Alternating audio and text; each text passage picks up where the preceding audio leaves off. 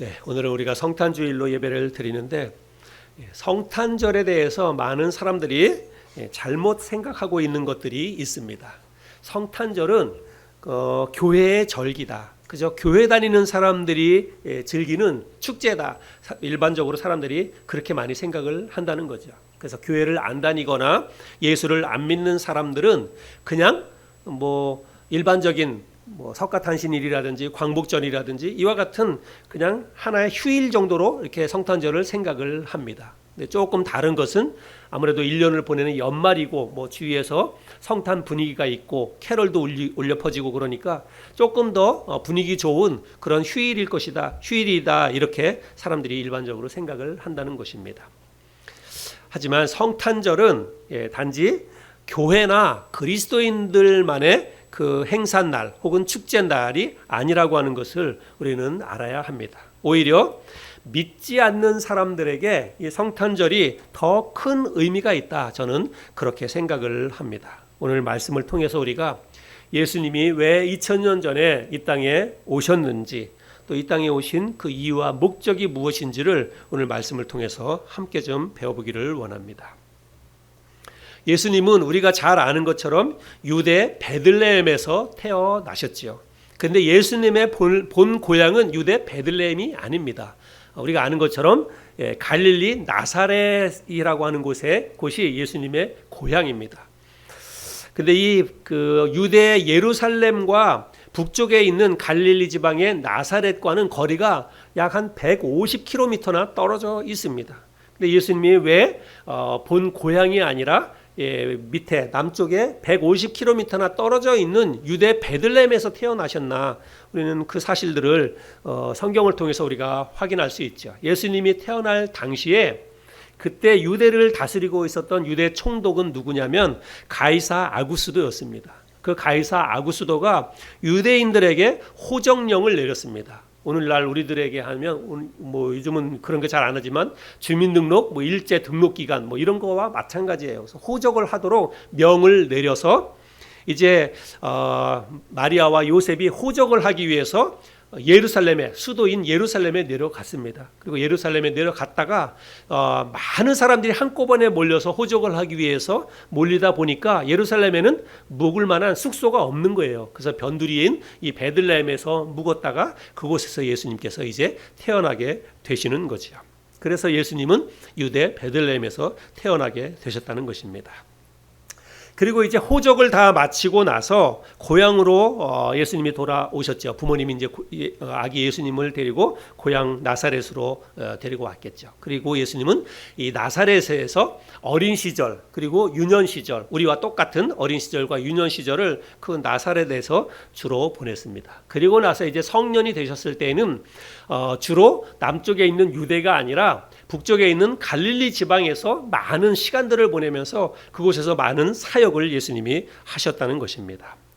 오늘 우리가 함께 나누려고 하는 이 말씀은 예수님이 성년이 되시고 본격적으로 공생의 사역을 시작하시던 때에 고향인 나사렛에서 있었던 한 사건이 오늘 우리들이 함께 나누는 이 말씀에 기록되어져 있습니다. 우리 16절 말씀 읽었는데 다시 한번 16절 말씀을 보겠습니다. 같이 16절 말씀은 자막이 없나 보네요.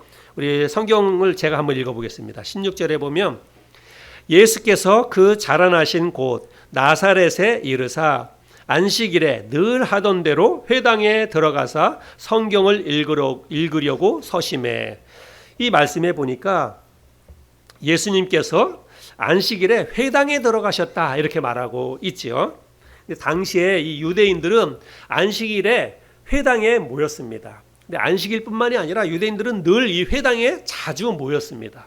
회당이라고 하는 곳은 어떤 곳이냐면 이 회당은 아마도 이스라엘 백성들이 바벨론 포로로 잡혀갔을 때부터 이 회당이 생겨났다 이렇게 생각이 됩니다. 회당은 뭐냐면 이 이스라엘 백성들은 유대인들은 주로 하나님을 예배하려면 어디로 가야 했냐면 그 당시에는 예루살렘으로 가야만 했습니다. 왜냐하면 예루살렘에 성전이 있기 때문에.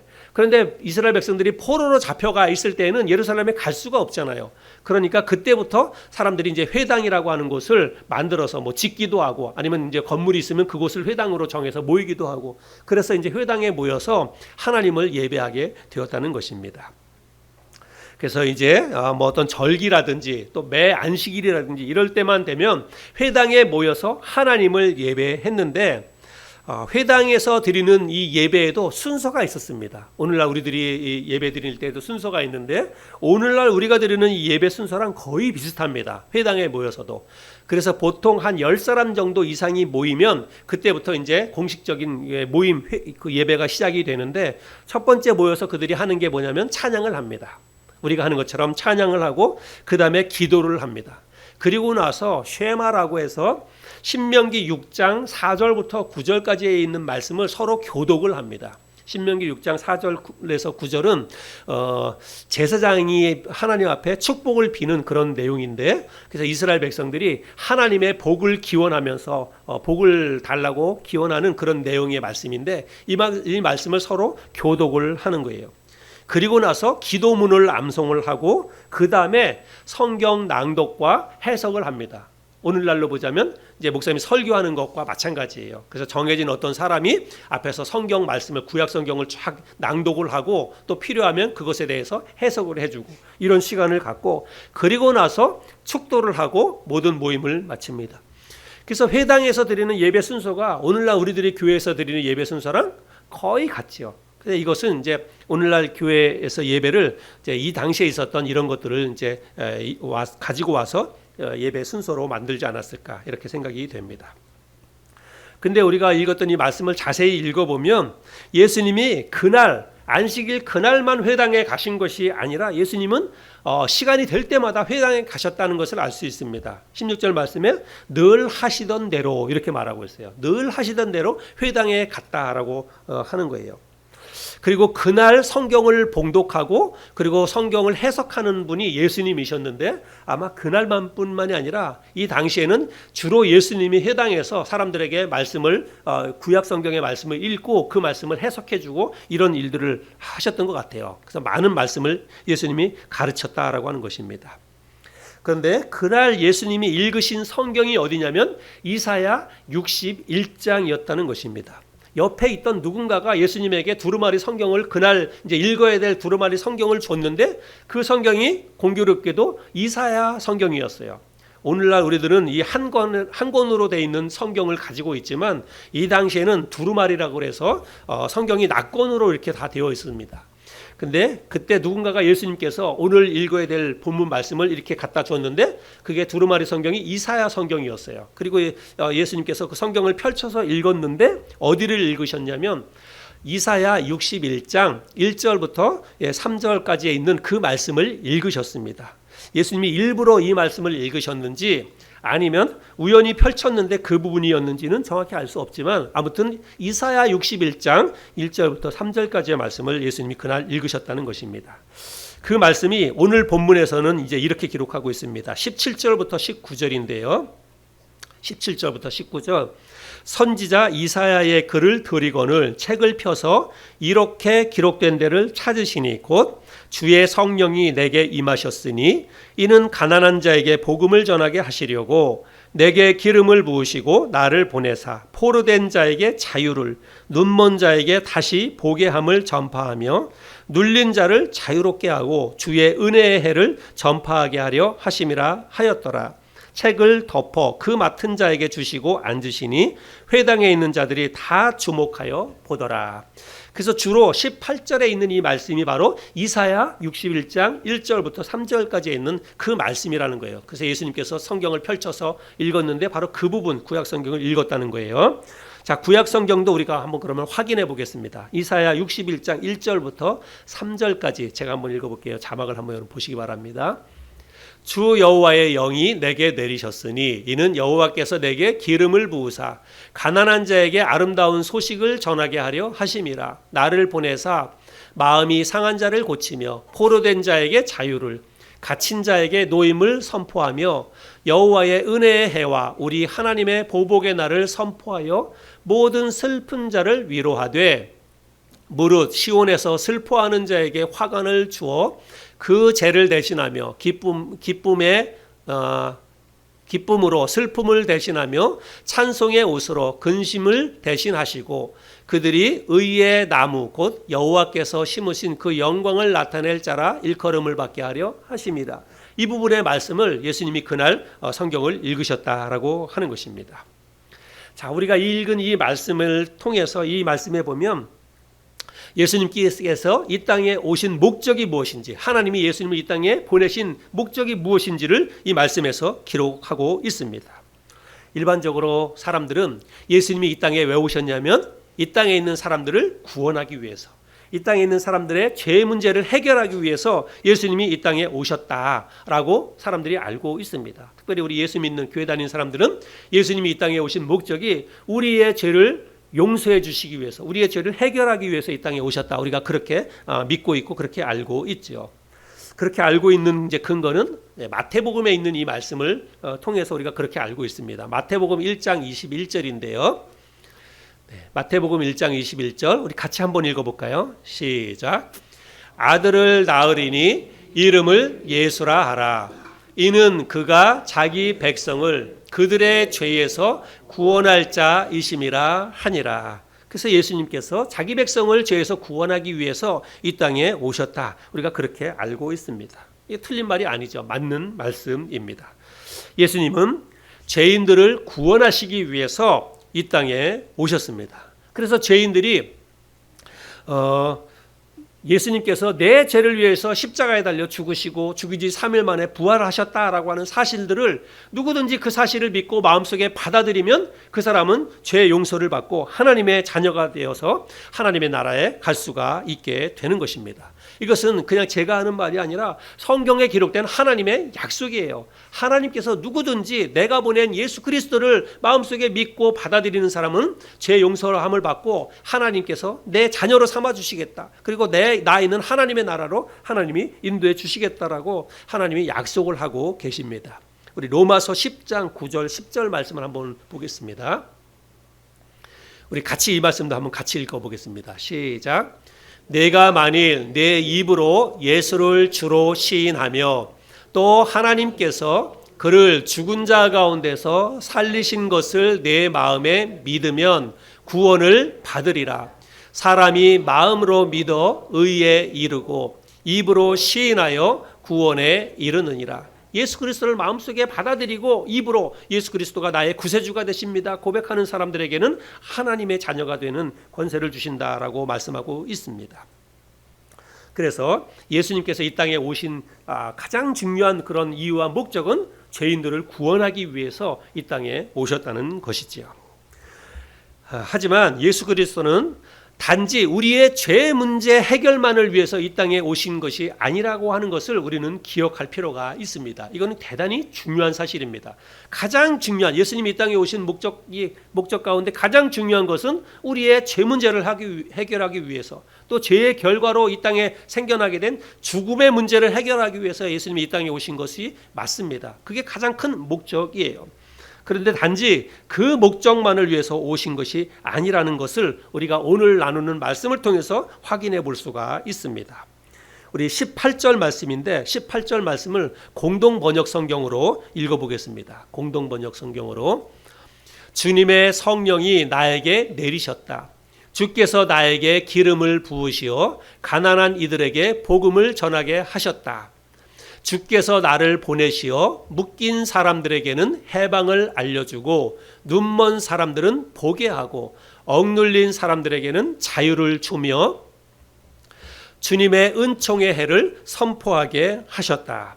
자, 이 말씀에 보면 예수님께서 우리를 단지 구원하기 위해서 뿐만이 아니라 예수님은 가난한 이들에게 복음을 전파하고 묶인 사람들에게는 해방을 주기 위해서, 눈먼 사람들에게는 다시 보게 함을, 그리고 억눌린 사람들에게는 자유를 주시기 위해서 이 땅에 오셨다라고 말씀하고 있습니다. 여러분, 성경에서 분명히 예수님께서 이것을 하기 위해서, 이런 것들을 하기 위해서 이 땅에 오셨다라고 말씀을 하고 있지요.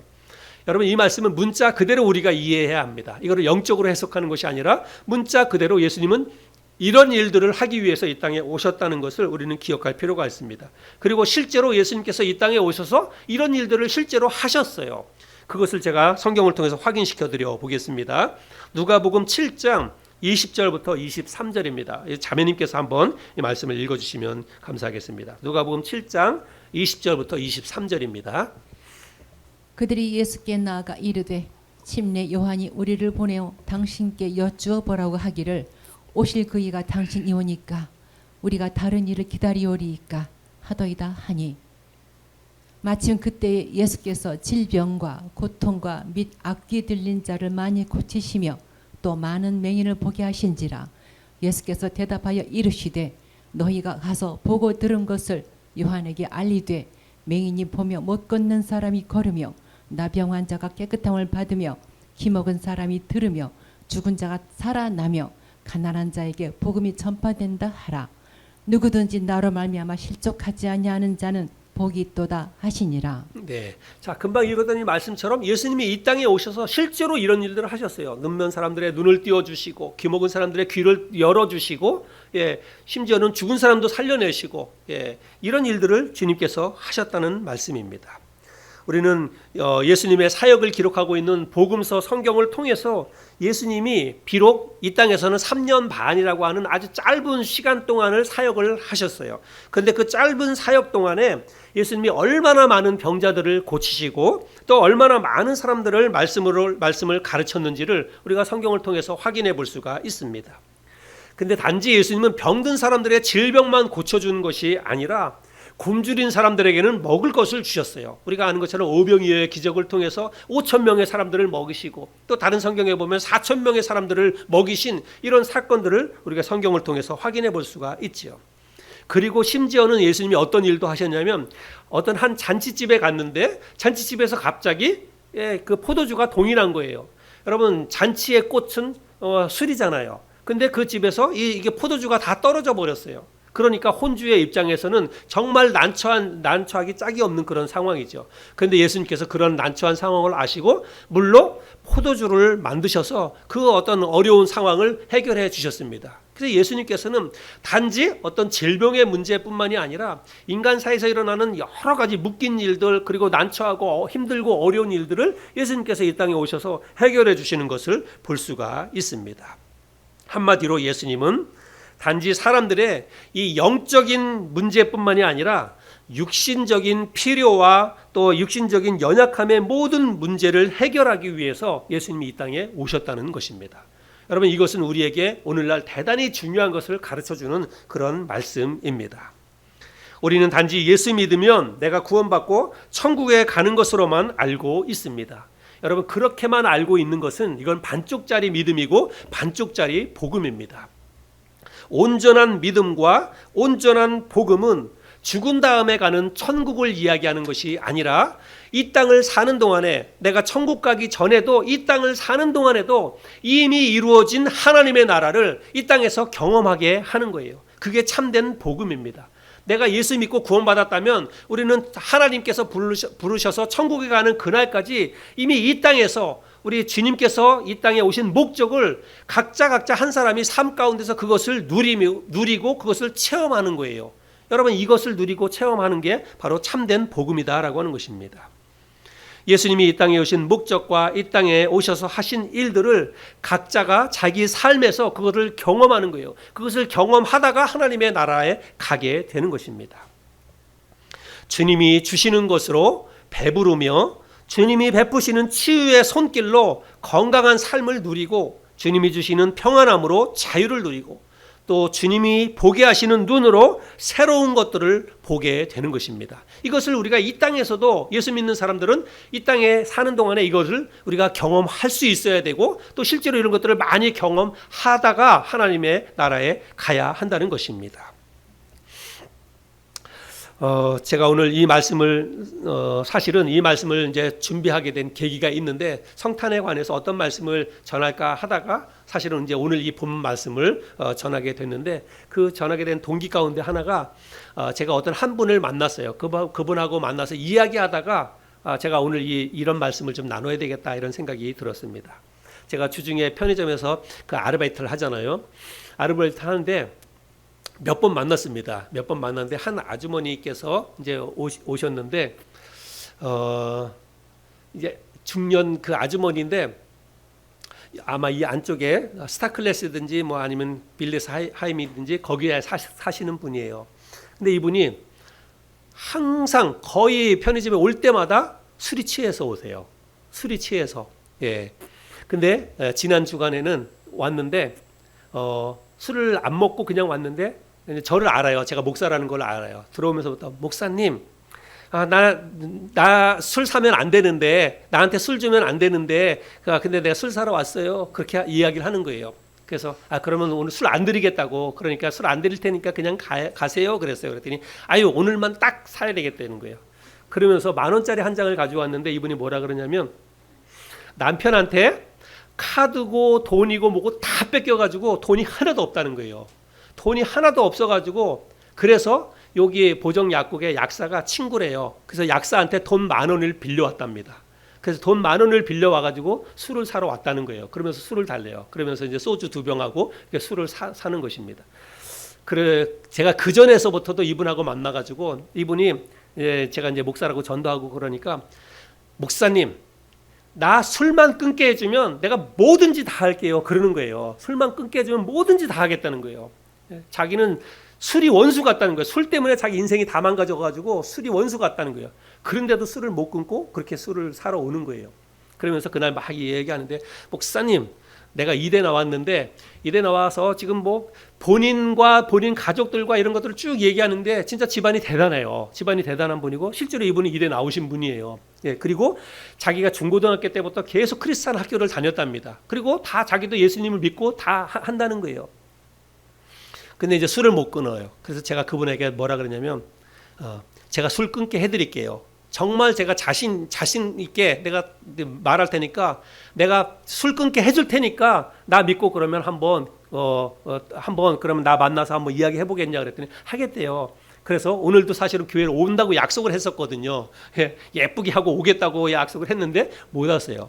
근데 저는 제 마음속에 그때부터 해가지고 이분을 두고 제가 계속 기도하고 있습니다. 제가 벌써 한 2-3달 정도 됐어요. 이분을 안지. 그래서 이제 지난주에는 이름도 물어보고 그 이름도 제가 알고 있고 이제 이름을 불러가면서 기도하고 있습니다. 근데 그분이 온갖 방법을 다 동원해서 술 끊으려고 했다는 거예요. 본인이 왜 안 그렇겠습니까? 여러분, 일에 나온 분이 돈이 없어가지고 남편한테 모든 거 다 뺏겨가지고 차고에다가 돈을 감춰놨는데 그것마저 남편이 알아가지고 그것까지 아예 문을 잠궈버려가지고 돈이 하나도 없다는 거예요. 그런데 술은 먹어야 되겠지. 그래가지고 할 수 없이 와가지고 돈 10,000원을 빌려가지고 와가지고 술을 사가는 거예요. 제가 그걸 생각하면서 정말 인생이 너무 비참하다. 너무 비참하다. 그런 생각을 했습니다. 그래서 제가 그분한테 뭐라 그러냐면 아니 진짜 한번 생각해 보세요. 그 술이 뭐라고 그 술 때문에 앞으로도 살 인생이 많은데 그렇게 비참하게 삽니까? 한번 생각해 보세요. 본인이 정말 자기 자신이 처량하고 비참하지 않아요? 그랬더니 나도 내가 너무 싫다는 거예요. 이런 내가 너무 싫다는 거예요. 막 죽고 싶을 만큼 싫다는 거예요. 그런데도 술을 못 끊는 거예요. 제가 그 얘기를 들으면서 정말 너무 안 됐다. 그런데 한편으로는 이분이 술 끊을 수 있는 방법은 단 한 가지밖에 없다는 거예요. 자기 의지나 노력과 왜 안 해봤겠습니까? 그 서름을 당하면서 뭘 안 해봤겠어요. 그런데도 못 끊는 거예요. 근데 술 끊는 방법은 정말 예수를 만나는 것밖에 없습니다. 저는 정말 확신해요. 이분이 진짜 교회 와서 예수님만 제대로 만나면은요, 그 술 그냥 하루아침에 다 끊을 수 있습니다. 저는 실제로 제가 제 주변에서 그런 분들을 많이 봤어요. 예전에 교회 생활하면서 군대 생활에 육군 중령으로 제대한 분이 정말 술 때문에 너무너무 말술을 먹고 있는 그런 분이었는데 하루아침에 술 끊었어요. 예수 믿고 자기 안에 성령이 계신다는 사실을 깨닫고 나서 진심으로 깨닫고 나니까 술을 먹을 수가 없는 거예요. 그때부터는 술이 냄새도 맡기 싫다는 것입니다. 한순간에 확 돌아섰어요. 여러분, 진짜 예수 그리스도를 제대로 만나면 그분도 술 한순간에 끊을 수 있습니다. 그냥 예수 믿는다고 하지만 안 믿는 거예요. 안 믿는 것입니다. 그냥 종교 생활을 하니까 그 술도 못 끊고 교회 생활도 못 하고 그런 거죠. 술이든 담배든 도박이든 마약이든 여러분, 중독은 정말 무서운 질병입니다. 그 한 번 중독에 빠지면 여러분 인생이 그냥 다 끝장나는 거예요. 망가지는 것입니다. 그러나 그럼에도 불구하고 단언컨대 어떤 중독에 빠진 사람이라 할지라도 그 사람이 진정으로 예수 그리스도를 만나면 여러분 반드시 그 문제는 깨끗이 한순간에 해결될 줄로 믿습니다. 왜냐하면 예수님이 오늘 이 본문 말씀을 잘 보세요. 예수님이 우리 인생 가운데 얽어매어 있는 그 모든 것들로부터 우리를 자유하게 하기 위해서, 해방시켜주기 위해서 이 땅에 오셨다고 예수님이 말씀하고 있잖아요. 그래서 그 예수님을 마음속에 받아들이고 진심으로 예수님을 마음속에 영접하게 되면 여러분 얽매였던 모든 문제로부터 자유하게 될 줄로 믿습니다. 마가복음 5장에 보면 우리들이 아는 것처럼 군대 귀신 들린 사람의 이야기가 기록되어져 있습니다. 군대 귀신 들린 사람들의 이야기. 제가 말씀을 설명하는 대신 성경 본문 말씀을 읽어볼 텐데요. 5장 1절부터 15절까지인데 우리 자매님께서 이 말씀을 천천히 한번 잘 읽어주시기 바랍니다. 여러분 이 말씀을 한번 잘 들어보세요. 예수께서 바다 건너편 거라사인의 지방에 이르러 배에서 나오심에 곧 더러운 귀신 들린 사람이 무덤 사이에서 나와 예수를 만나니라. 그 사람은 무덤 사이에 거처 하는데 이제는 아무도 그를 쇠사슬로도 맬 수 없게 되었으니 이는 여러 번 고랑과 쇠사슬에 매었어도 쇠사슬을 끊고 고랑을 깨뜨렸음이러라. 그리하여 아무도 그를 제어할 힘이 없는지라. 밤낮 무덤 사이에서나 산에서나 늘 소리 지르며 돌로 자기의 몸을 해치고 있었더라. 그가 멀리서 예수를 보고 달려와 절하며 큰 소리로 부르짖어 이르되 지극히 높으신 하나님의 아들 예수여, 나와 당신이 무슨 상관이 있나이까? 원하건대 하나님 앞에 맹세하고 나를 괴롭히지 마옵소서 하니 이는 예수께서 이미 그에게 이르시기를 더러운 귀신아 그 사람에게서 나오라 하였습니다. 이에 물으시되 네 이름이 무엇이냐 이르되 내 이름은 군대니 우리가 많음이니이다 하고 자기를 그 지방에서 내보내지 마시기를 간구하더니 마침 거기 돼지의 큰 떼가 산 곁에서 먹고 있는지라. 이에 간구하여 이르되 우리를 돼지에게로 보내어 들어가게 하소서 하니 허락하신대 더러운 귀신들이 나와서 돼지에게로 들어가매 거의 2,000마리 되는 떼가 바다를 향하여 비탈로 내리다라. 바다에서 몰사하거늘 치던 자들이 도망하여 읍내와 여러 마을에 말하니 사람들이 어떻게 되었는지를 보러 와서 예수께 이르러 그 귀신 들렸던 자 곧 군대 귀신 짚혔던 자가 옷을 입고 정신이 온전하여 앉은 것을 보고 두려워하더라. 아멘. 여러분 이 말씀을 나중에라도 시간 내서 가서 한번 자세히 읽어보세요. 여러분 이거 정말 얼마나 끔찍한 일입니까? 한 사람이 귀신이 걸렸는데 이 사람이 정말 자기 힘으로 통제가 안 되는 거예요. 그러니까 동네에서 살 수가 없습니다. 그 사람 때문에. 그래서 이 사람이 쫓겨나가지고 어디 사냐면 무덤가에 가가지고 혼자 사는데 그래도 이 사람이 너무 자기의 어떤 귀신의 영에 쓰여가지고 사람들을 해치고 그 못된 짓을 하니까 사람들이 손발을 다 쇠사슬로 착고를 채우는 거예요. 그런데 힘이 세니까 그거를 다 끊어내는 이런 일들이 일어난 것입니다. 여러분 정말 귀신 그야말로 군대 귀신이 들린 한 사람에게 귀신이 그냥 떼거지로 들어간 것입니다. 그러니까 여러분 이 한 사람의 인생이 얼마나 비참하고 그렇게 어렵습니까? 그런데 예수님께서 이 사람을 찾아가셔서 군대 귀신이 들린 이 사람에게서 귀신을 내어 쫓고 이 사람이 온전하게 회복되는 그런 일들이 있었다는 것입니다. 이 말씀이 바로 그런 내용이죠. 여러분 예를 들어서 우리 가운데 알코올이나 도박 혹은 마약 중독자가 있다고 한번 가정해 볼까요? 만약에 그런 사람이 있다 할지라도 오늘 우리가 읽었던 이 본문에 나오는 귀신 들린 사람만큼 그 상태가 심각할까요? 저는 그렇지 않을 거라고 생각이 됩니다. 어떤 사람이 마약 중독이든지 알코올 중독이든지 그 중독이 걸렸어도 여러분 여기 군대 귀신 들린 사람만큼 그 상태가 더 심각하지는 않을 거다라고 생각합니다. 이 군대 귀신 들린 사람에게서 귀신을 내어 쫓았을 때 그 귀신들이 돼지떼에게로 들어갔는데 그 돼지떼가 2,000마리 가량이 된다고 이야기하고 있습니다. 그러니 여러분 그 귀신들이 얼마나 떼거지로 이 사람에게 들어갔는지를 우리가 확인해 볼 수가 있지요. 그런데 주님이 그 군대 귀신 들린 사람을 온전하게 해주셨다는 거예요. 그렇다면 오늘날 우리의 삶 가운데 우리를 얽어매고 있는 문제가 무엇이든지 간에 여러분 주님이 해결하지 못할 문제가 무엇이 있겠냐라고 하는 거예요. 우리는 성경에 기록된 이 군대 귀신 들린 사람의 이야기를 가볍게 여기지 말아야 합니다. 그리고 이것을 단지 성경 속에 기록된 이야기로만 우리가 생각하지 말아야 합니다. 주님은 오늘도 우리의 삶에서 이런 기적을 행하실 수 있고 지금도 이런 기적을 행하고 있습니다. 그게 주님이 이 땅에 오신 목적 가운데 하나이기 때문에 그렇습니다. 그래서 우리로 하여금 자유와 평안함을 누리지 못하게 하는 그런 문제, 기쁨과 평안을 누리지 못하도록 우리를 얽어매는 모든 삶의 문제로부터 우리를 해방시켜 주시려고 주님이 이 땅에 오셨다는 거예요. 그 주님을 우리가 전인격적으로 내가 믿고 예수님을 마음속에 받아들이면 우리를 얽어맨 모든 문제로부터 우리가 해방이 되어서 완전한 자유를 누리게 될 수 있으리라고 저는 믿습니다. 주님이 38년 된 병자를 말씀 한마디로 고쳐주신 이야기도 성경에 기록되어져 있고, 나면서부터 보지 못하고 나면서부터 걷지 못하는 사람을 그저 말씀 한마디로 일어나 걸으라, 그리고 눈을 뜨라, 들으라 이렇게 말씀하셔서 그 사람들을 다 고쳐주신 이야기를 우리는 성경을 통해서 확인해 보는데, 우리는 이거를 그냥 성경 스토리로만 이해하면 안 됩니다. 여러분, 성경에서 일어났던 모든 일들은 오늘날 우리의 삶에서도 그대로 일어날 수 있습니다.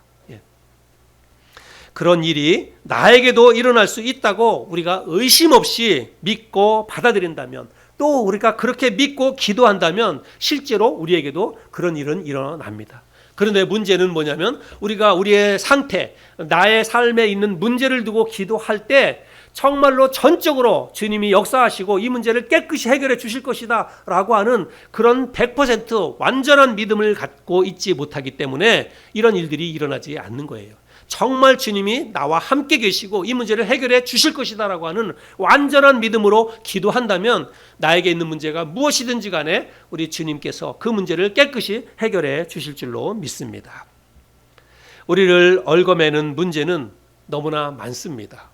그리고 사람마다 그 문제들도 각기 다 다릅니다. 어떤 사람들은 돈 때문에 매여 있고, 어떤 사람은 건강의 문제로 매여 있습니다. 그런가 하면 어떤 사람은 부모와 자식 간의 갈등 때문에, 또 부부지간의 심각한 갈등 때문에 매여 있는 그런 사람들도 있습니다. 또 어떤 사람들은 직장에서 혹은 학교에서 나를 괴롭게 하는 사람, 또 꼴보기 싫은 그런 어떤 사람 때문에 출근하는 게 너무너무 아침부터 고역이고 학교 가는 게 고통인 그런 사람도 우리 가운데 있을지 모릅니다.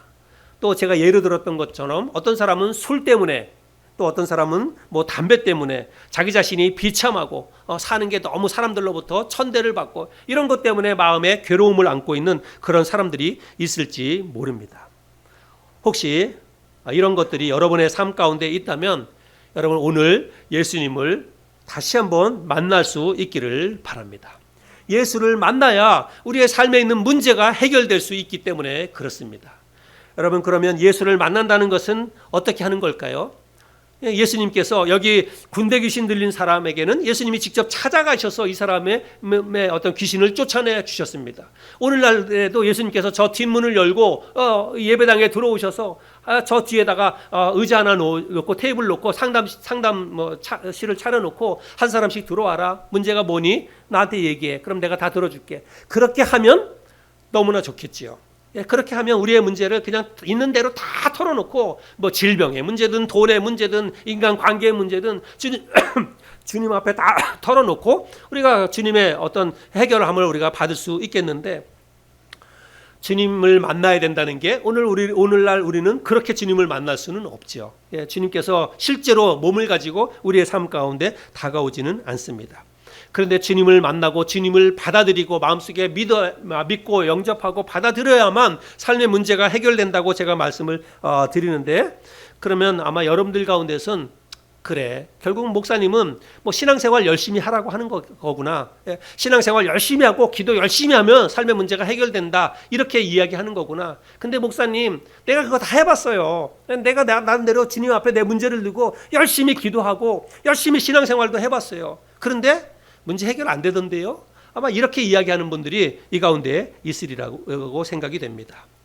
알코올 문제, 뭐 담배 문제 내가 끊으려고 별의별 짓 다 해봤어요. 진짜 마음에 단단히 각오하고 그냥 손을 지지는 것처럼 내가 온갖 노력 다 해봤어요. 근데도 안 돼요. 예, 근데도 안 돼요. 그 아주머니는 제가 얘기했지만 술만 끊게 해주면 뭐든지 다 하겠다고 이렇게 이야기할 정도면 여러분 술이 얼마나 그분에게 정말 큰 고통을 주는지 알지요. 그러니 뭔들 안 해봤겠습니까? 제가 우리 그 제주도에 계시는 우리 자매님 그 딸 기도 부탁도 하고 우리가 함께 기도하고 있는데 그 딸도 뭐 무당을 쫓아가서 굿도 해보고 별의별 걸 다 해봤답니다. 집안이 그것 때문에 너무 괴로움을 당하니까 아이들도 그렇고 알코올 때문에 괴로움을 당하니까 온갖 노력을 다 해봤는데도 결국은 못 끊는 거예요. 근데 예수를 만나야 예수를 믿어야 그 문제가 해결된다라고 이야기하면 그래 결국은 뭐 신앙생활 열심히 교회 열심히 나오고 기도하고 신앙생활 잘해야 해결된다고 하고 마음에 단단히 각오하고 결단해야 해결된다고 얘기하는 거구나 아마 그렇게 생각할지 모릅니다. 그러나 여러분 제가 드리고자 하는 말씀은 각오와 결심을 새롭게 하라는 말이 아닙니다. 각오와 결심을 새롭게 해야만 그 문제가 해결된다 이렇게 말하는 것이 아닙니다. 신앙생활을 열심히 하고 기도 많이 해야겠다고 다짐하라고 하는 그런 것도 아닙니다. 여러분 정말 내 삶의 문제가 완전히 해결되기 위해서는 뭘 해야 되냐면 삶의 주인을 바꿔야 됩니다. 내 삶의 주인을 바꿔야 합니다. 인생의 주인이 내가 아니라 주님으로 내 인생의 주인이 주님이다라고 하는 것으로 바꿔야 한다는 것입니다. 이 주인이 바뀌지 않으면 여러분 우리에게는 아무 일도 일어나지 않습니다. 그 어떤 문제도 해결되지 않습니다. 우리의 결단과 우리의 노력 여러분 그거는 인간의 한계가 있어요. 그것 가지고는 택도 없습니다. 내 인생의 주인을 바꿀 수 있어야 합니다. 여러분 우리는 예수를 믿는다는 것은 우리 사람들이 착각하는 것 가운데 하나는 뭐냐면 내가 예수를 믿고 받아들였다. 내가 예수를 믿기로 결단했다. 이것을 뭐로 생각하냐면 내가 하늘소망교회의 교인이 되었다. 이렇게 생각을 해요. 예. 근데 여러분 예수를 믿는다는 것, 내가 예수 믿기로 결단했다는 것은 어느 교회에 등록을 해서 내가 이제부터 신앙생활 잘하겠다라고 결단하는 게 아니에요. 그게 예수를 믿는 게 아닙니다. 그래서 여러분 우리 교회는 아예 등록교인 이 절차가 없어요. 우리 교회 와가지고 뭐 등록교회 카드 써낸다고 해가지고 우리 교회 교인이 되고 그리고 여러분 예수 믿는 사람이 되는 겁니까? 여러분 그런 카드 백날 써도 진짜로 마음 안에서 이 주인을 바꾸는 일을 하지 않으면 여러분 아무 소용 없습니다. 한순간에 다 무너지고 언제 어느 순간에 교회를 떠나서 세상으로 갈 수밖에 없습니다. 내가 예수를 믿겠다라고 결단하는 것은 여러분 내 삶의 주인을 내가 이제부터는 내가 주인이 아니라 예수님이 내 삶의 주인이다라고 내가 그것을 바꾸겠다라고 결단하는 것이고 실제로 삶에서 그게 바꾸어져야만 여러분 모든 문제가 해결될 수 있다는 사실을 기억할 수 있기를 바랍니다. 예수를 믿고 받아들인다는 것은 예수를 첫 번째로는 구세주로 믿고 받아들인다는 거예요. 그래서 예수님께서 이 땅에 나의 죄 문제를 해결하기 위해서 오셨다는 사실을 믿고 내가 예수님을 믿고 받아들이면 그럴 때는 우리가 죄 문제가 해결됩니다. 예수님이 내 죄를 위해서 이 땅에 오셔서 십자가에 달려 죽으신 사실을 내가 믿고 내 죄를 대신 가져가셔서 십자가에서 죽으셨구나. 그 예수님을 내가 마음속에 믿고 받아들일 때 하나님이 하나님의 자녀가 되는 권세를 주신다 그랬으니까 성경 말씀을 있는 그대로 내가 믿어서 내 죄 문제가 해결이 되는 거예요. 그래서 예수님을 구세주로 내가 믿는 것입니다. 그것은 근데 우리가 예수님을 믿을 때는 예수님을 구세주로만 믿는 게 아니라 또 하나가 필요한데 그건 뭐냐면 주님으로 믿어야 된다는 것입니다. 예수님을 주님으로 구세주뿐만이 아니라 주님으로도 믿을 수 있어야 한다는 거예요. 여러분 사도행전 2장 36절에 보면 이 말씀을 완벽하게 분리해서 설명을 하고 있습니다. 사도행전 2장 36절 말씀 자막 우리 같이 한번 읽어보겠습니다. 같이 이 말씀은 정말 중요한 말씀입니다. 같이 읽겠습니다. 시작. 그런즉 이스라엘 온 집은 확실히 알지니 너희가 십자가에 못 박은 이 예수를 하나님이 주와 그리스도가 되게 하셨느니라. 예, 너희가 십자가에 못 박인 그 예수를 하나님이 뭐가 되게 하셨다고요? 주와 그리스도가 되게 하셨다라고 말씀하고 있어요. 여러분 그리스도라고 하는 말은 자기 백성을 죄에서 구원할 자. 그리스도라고 하는 이름의 뜻이 그런 뜻이에요. 여러분들도 이름이 있으면 이름의 의미와 뜻이 다 있잖아요. 여러분 그리스도라고 하는 이 말의 뜻은 자기 백성을 죄에서 구원할 자, 그런 의미가 바로 그리스도의 뜻입니다. 그래서 예수를 믿는 사람들은 다 자기 죄에서 해방이 되는 거예요. 자기 죄를 구원하기 위해서 예수님이 오셨기 때문에. 그래서 우리가 예수를 믿는다고 했을 때는 첫 번째로는 예수님을 구세주로, 나의 구세주로 믿는 거예요. 그래서 구세주로 믿을 때 우리의 죄 문제가 해결이 되는 것입니다. 그러나 구세주로만 믿으면 그냥 나는 죽어서 천국 가는 것밖에는 해결이 안 되는 거예요. 그러나 또 하나 우리가 예수를 믿을 때 내 마음속에 그래서 일어나는 일은 뭐냐면 예수님을 주님으로 믿는 거예요. 주님으로. 여러분 주님으로 예수님을 믿는다는 것은 무엇입니까? 주는 주인주자예요. 주인주.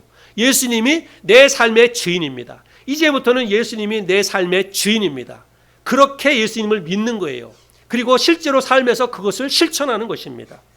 여러분 주인과 종, 여러분 확실히 다르죠? 예, 주인과 종은 확실히 다릅니다. 그런데 오늘날 많은 사람들이 예수를 믿는다고 하면서도 신앙생활 하는데도 불구하고 삶이 변하지 않아요. 삶이 변하지 않고 또 삶 속에서 하나님이 베푸시는 기적과 은혜, 얽매였던 모든 것에서 해방되는 이 축복을 누리지 못하는 이유는 뭐냐면 예수님을 주님으로 바꾸는 일을 하지 못했기 때문에 그렇다는 것입니다. 인생의 주인이 아직까지도 자기예요. 그래서 그냥 내가 열심히 일했으니까 번 돈은 내 돈이지. 내가 건강도 내가 열심히 건강관리를 잘 하면 나는 건강도 누릴 수 있을 것이다. 이렇게 생각하는 것은 인생의 주인이 자기예요. 여러분 건강이 내가 노력한다고 해서 건강을 지킬 수 있습니까?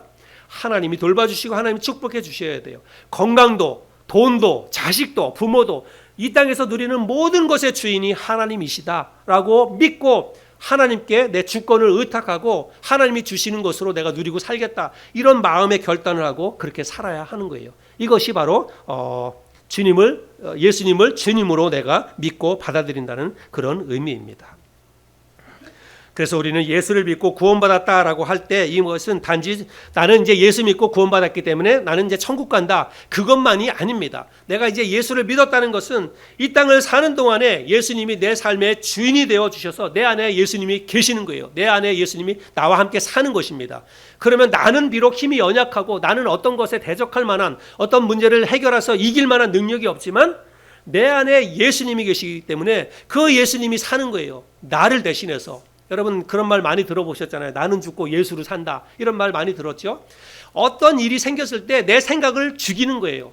그리고 내 행동을 죽이는 것입니다. 그리고 묻는 거예요. 예수님이라면 어떻게 하시겠습니까? 예수님이라면 어떻게 행동하시겠습니까? 그렇게 묻고 그 뜻에 순종하는 거예요. 그게 바로 삶의 주인을 바꾸는 것입니다. 그렇게 하다가 보면 여러분 이거 삶에서 해결하지 못할 문제가 아무것도 없다는 것입니다. 그래서 내 생각과 내 의지와 내 행동대로 뭘 하려고 하는 것이 아니라 전적으로 내 안에 계시는 예수님이 무엇을 원하실까? 예수님이 어떻게 하기를 원하실까를 생각하고 그렇게 예수님께 내 삶을 의탁하고 삶의 주인을 바꿔 나가다 보면 얽매였던 모든 것에서부터 우리가 자유함을 누릴 수 있게 된다는 사실입니다. 예수님이 2000년 전에 이 땅에 오신 목적은 우리를 죄와 사망에서부터 구원해 주시기 위해서 이 땅에 오셨습니다.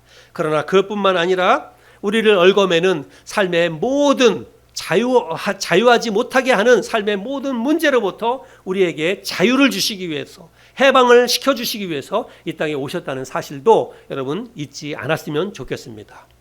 여러분의 삶 가운데 여러분을 힘들게 하고 얽어매는 문제가 무엇입니까? 여러분 그거 여러분 해결하려고 여러분 스스로 해결하려고 하지 말고 주님께 맡기세요. 그리고 주님께 맡기고 그냥 말씀 속에서 주님이 행하시는 일들을 순종하며 가시기를 바랍니다. 그러면 우리의 삶 가운데 얽어맸던 모든 문제로부터 우리가 자유함을 누릴 수 있게 되리라고 믿습니다. 이렇게 내 인생의 주인이 내가 아니라 주님이다라고 고백하고 매 순간순간마다 깨어서 정말 24시간 깨어서 주님이 내 생각도 주장하시도록 그리고 내 입술도 주장하시도록 내 손과 발도 거룩한 곳으로 주장하시도록 주님께 의탁하고 믿고 따라가다 보면 내 삶에 얽어매는 모든 문제로부터 우리가 기쁨으로 또 자유함을 누리면서 살아갈 줄로 믿습니다. 예수님이 이 땅에 오셔서 그 일을 해주시기 위해 오신 그 목적을 우리의 삶 가운데서 이루고 하나님이 주시는 은혜와 평강을 누리면서 자유함을 누리면서 그렇게 기쁘게 행복하게 신앙생활을 할 수 있는 저와 여러분 모두가 될 수 있기를 바랍니다.